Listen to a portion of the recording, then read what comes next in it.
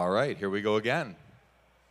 We got the revolving door of hockey legends up here on the Sport Card Expo stage, Spring Expo 2025. Again, my name's Jeremy Lee. I am the host of Sports Cards Live on YouTube and on podcast. Check it out. But more importantly, I am joined up here by none other than Stanley Cup Champion Mike Richter. Mike, welcome to the Sport Card Expo. Thanks for having me.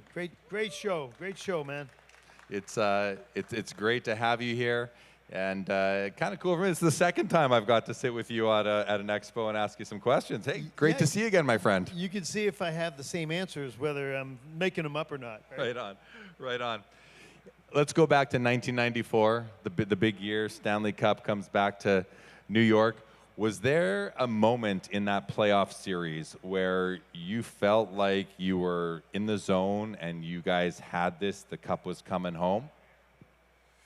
Well, yes and no. I felt like we were aiming for that moment all year. Keenan really had us locked in from the first. We actually played the Leafs in Wembley Stadium in London to start the year before training camp. And you just feel, having missed the playoffs the year before and the year before that, won the President's Trophy, we were locked in. And so everything about that season was grind it out, make it hard, so when the time comes for the playoffs, you're at your best and nothing's going to surprise you. So I definitely felt in the zone, but under no circumstance did we ever let ourselves think about the cup. You just put one foot in front of the other. The way the Leafs are doing now, the way everybody who's in the playoffs now, win this shift. Yeah, you played in New York. New York is a pressure cooker of a market for any professional athlete to play in. You seem to always keep her cool. What was it like dealing with that pressure? How did you change your mindset? Maybe if you were paying attention to what's going on outside of the rink, now you get to the rink and you have to really focus. How did you get that mental shift to make sure that you didn't succumb to some of that pressure? That's a great question. It's something that comes with experience and discipline. You have to keep telling yourself, do not worry about the third period when in the middle of the second. Don't worry about the second shot when the first one's coming. And there's two sides to that coin. You have to have a short memory. You may have just had the best save of your life, or you just let in a bad one. But you better be ready for the next shot. So either case, stay in the present moment. And that comes with a lot of discipline and hard work. Want to switch up cards-wise now. We are at the Sports Card Show. We'll come back to that. I'm curious, card-wise, do you enjoy signing cards for Upper Deck, the card company? How do you like being at these events? I know you do them before because I got to stay with you in Montreal last year. But how do you enjoy being at these events? How do you like looking at sports cards when they come to you and they ask you to sign these things? Everybody I know that's played the game, we all started out as fans. So, you go back to being a fan. I watched every game yesterday.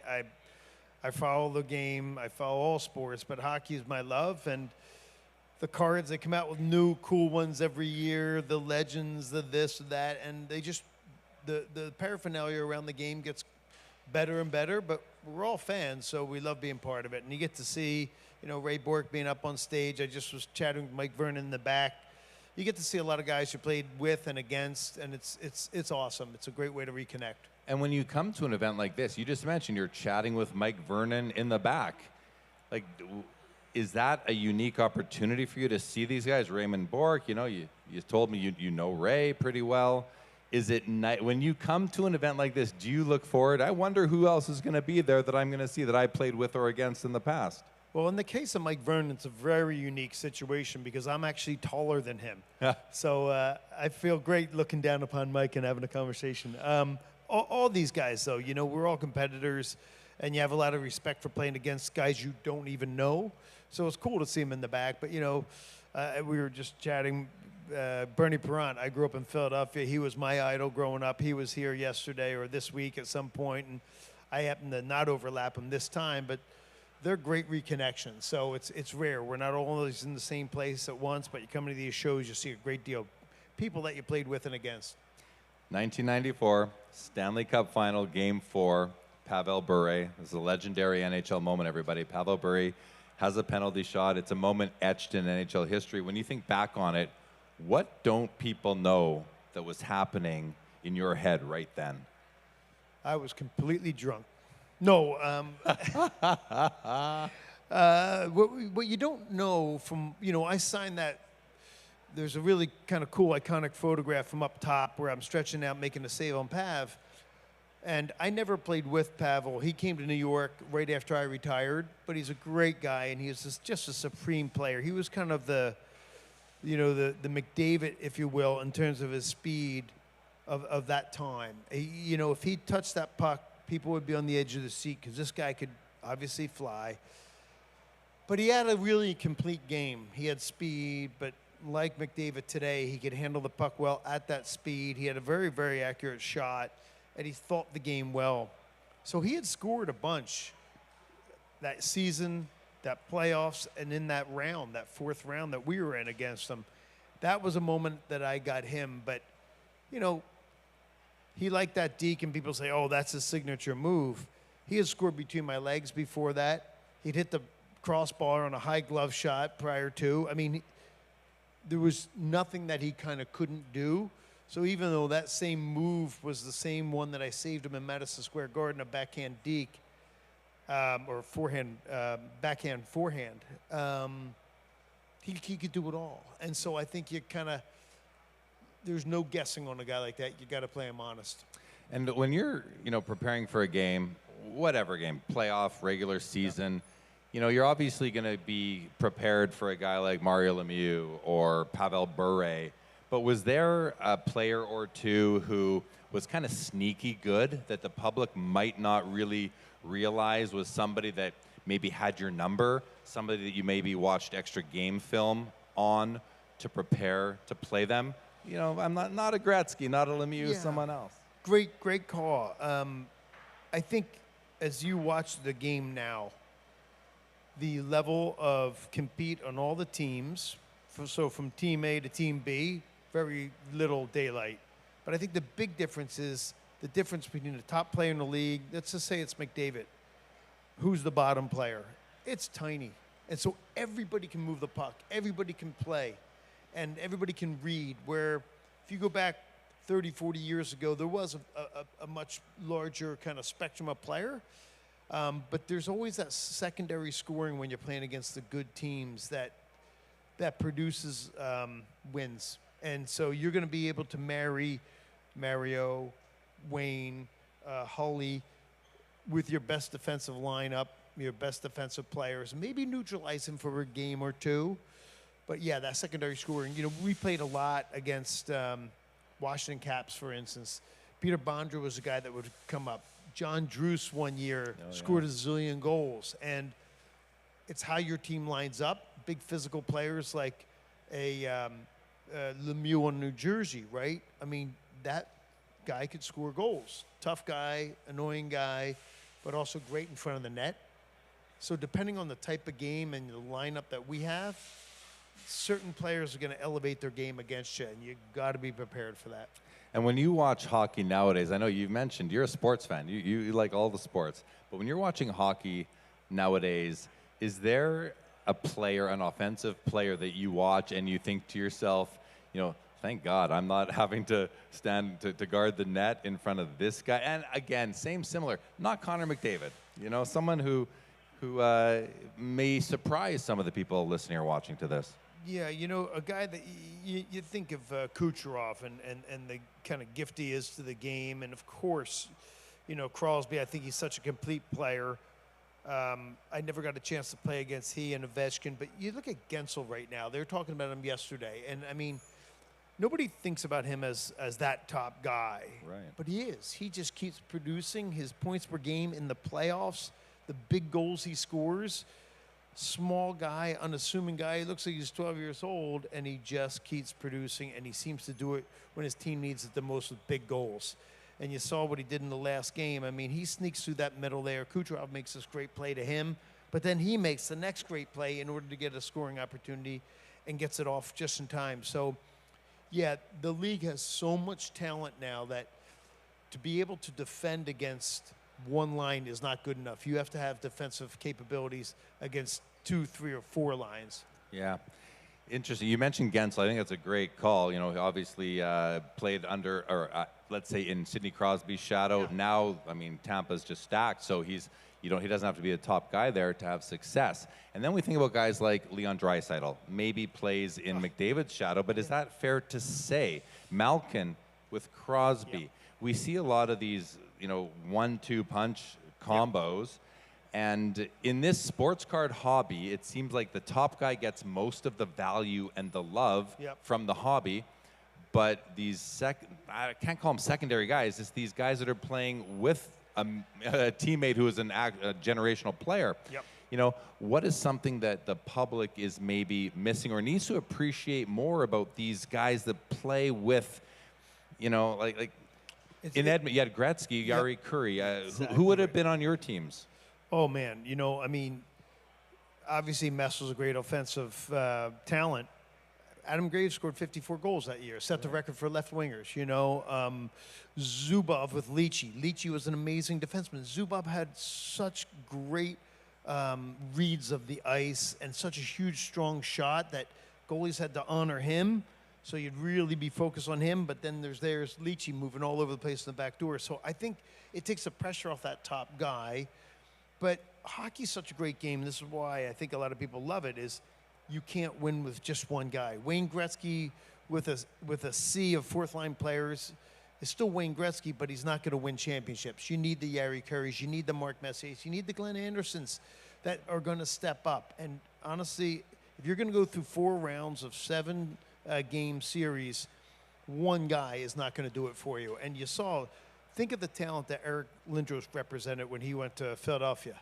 He scored 45 goals or whatever it was his rookie year, but they didn't even make the playoffs with that. One guy cannot just be dropped into a moderate team and make them suddenly contenders. You need players around you, which is what makes hockey such a great sport. It's team. And if your fourth line isn't good enough, you're not winning the cup. Yeah. You need every single player in that organization, and even the guys that aren't playing, to push the guys that are. So I think that's what makes this game so great. Yeah, I mean, the way the world is now, we're so instant gratification. We want it now. And in the sports card hobby and world, we are an impatient bunch. Connor Bedard has only had 2 seasons, and people are wondering if they bought his cards for too much money or too late. It happens year after year, and it makes me think about the pressure that these guys are under as young professional NHL players, young professional hockey players. And pressure, I mean, you're a big game goalie, Olympics, Stanley Cup. What is something that professional athletes have to deal with from a pressure standpoint that us non-professional athletes might not understand? Time and experience. Connor Bedard, I'd take him all day long. He's amazing. Celebrini. You have such a great crop of young kids coming up, but don't forget, you still have players in the league that are tremendous players with that experience. That's why it's pretty tough to knock off the defending Stanley Cup champions. They've gone through it. They understand it. They know how to win. Think how great Fleury was, the goalie, when he came in the league. 18-year-old, just lit it up. But 3 or 4 years later, he hadn't won a cup, and people are kind of like, moving on. He goes another almost 2 decades of dominance, right? And so it's very easy to kind of turn your gaze away from these young guys that don't win everything their first year. But they'll just keep getting better with time and experience. And Fleury is a great example of that. He's just a supreme player and is still great today. But yeah, I think if you look 2 or 3 years in, he's like, yeah, he's great for a young guy, but he's not going to lead us to the promised land. And sure he is.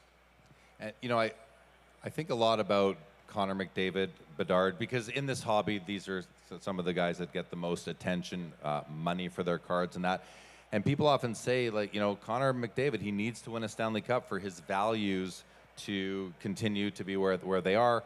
And I often say, and Bedard even as well, it looks hopeless for them right now.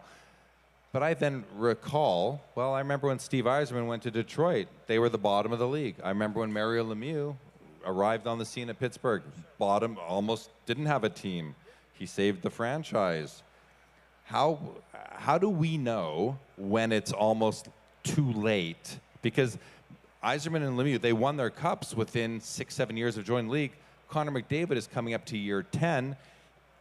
how do we know whether or not he's? This is a crazy question, but I just want your take. How do we know if he's going to win a cup with this Oilers team, or has the ship sailed? I don't think you can say it's ever sailed. I mean, that is a once-in-a-generation talent. I mean, look how great he was in the Four Nations tournament, you know? I can remember I was actually on the phone with a friend saying, geez, you know, McDavid looks quiet in that final game. And then you see the first shift in overtime, and it looks like he's got a rocket on his skates. And best player in the world is left unaccompanied for a split second in the slot in overtime, game over. And he just produces in big games all the time what he's able to accomplish. But again, if he doesn't have the supporting cast around him, it won't happen. It won't unless he gets in that right environment with all the right players and all the right puzzle pieces. But it doesn't diminish him. And so I just think this league is more competitive than it's ever been now. There's 32 teams that are all gunning for the same thing, and 31 of them are walking away disappointed every season, and only one gets to hold the cup. But, I mean, that dude is a gift to hockey. There's nobody that you can look at and just says, every time he's on the ice, something special can happen because he is that good. And he's playing against the best ever lace up their skates, and he's still 5 steps ahead of him, like Kenny Dryden was observing.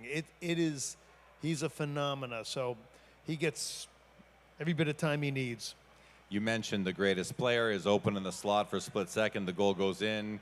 Canada wins the Four Nations, but we're here in Toronto. Who passed him the puck to score that goal was none other than Mitch Marner. What a talent. And I just think you talk about experience. It's so interesting because this has been a talented team for some years and fallen short of hopes and expectations, sometimes realistic, sometimes not. But that experience is making them better players. You go two ways. You're either going to throw in the towel and say it ain't working, or you're going to keep your nose to the grindstone, and they have. And they are a dangerous team right now, man. That power play is ridiculous. They're getting great goaltending. They're well coached. That's a team you better be ready to play against because they can go all the way. So how do you like the Leafs? We're coming. You know, it's they lose Game 4, but they're up 3-1. Who do you like in the East? How do you like the Toronto Maple Leafs' chances of getting to the conference finals and maybe further this year? Yeah, I love Florida and the Lightning. What a series that is. I mean, every shift is contested, but they're going to beat each other up to come out of that.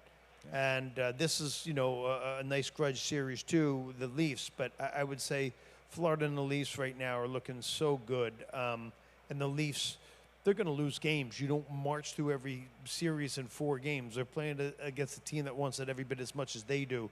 But the depth of this team and the discipline that they're showing, they can drop a game or 2 here and there. It's who wins 7, and this is a team I think you're capable of closing and marching on, and they'll keep getting momentum. We'll see how they go. But very unpredictable because of the level of, talent that you have in the league right now. On any given night, anybody can win. Doesn't matter that you're down 3-0. They've got pride. They're not going to roll over dead for you. The game, 2-2 game, how do you predict that?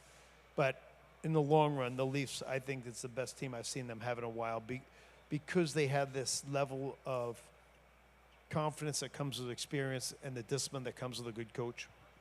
Yeah, couldn't agree more. Final question, Mike. It's great to have you back here. By the way, the West. Who do you like coming out of the West to represent that conference in the Stanley Cup Finals? The right answer is the Winnipeg Jets, but who do you think?